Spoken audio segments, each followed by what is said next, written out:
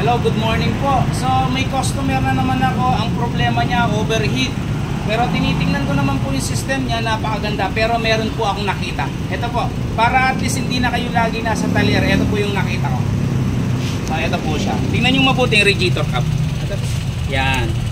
So pag pinress nyo to, ayun o. Ibig sabihin po sira ito. So bakit po siya sira?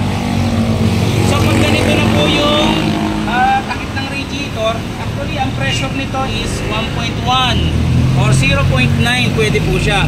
Pero pag pinrest mo ng ganito, ayan o, wala pang 1.1 or 0.9, nagre-release na. Ibig sabihin ito po ang problema niya, kaya nag-overheat. So aware po kayo dito. Tignan natin, no? Ibubuksan ko po ito, bakit po siya sira. Tignan natin.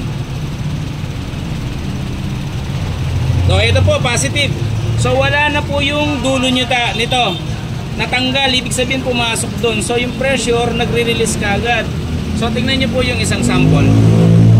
Ayan, meron pa po siya. Ito wala na. So ito lang po ang problema ni customer. Papalitan ko yung takip. So tingnan niyo, ipe-press ko. Ayun, wala na siya. Kasi yung pressure niya nakasealed na, rather to sumisingaw. So aware po tayo dito. So yun lang po. Ayan no.